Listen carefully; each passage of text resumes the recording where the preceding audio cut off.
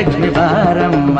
ಕಾಲಲ್ಲಿ ಕಿರುಗೆಜ್ಜೆ ಘಲು ಘಲು ಎಂದಾಗ, ಕಾಲಲ್ಲಿ ಕಿರುಗೆಜ್ಜೆ ಘಲು ಘಲು ಎಂದಾಗ, ಮನೆಯಲ್ಲಿ 100 ವೀಣೆ ನಾದವೊಮ್ಮೆ ಚಿಮ್ಮಲೆ ಲಕ್ಷ್ಮೀ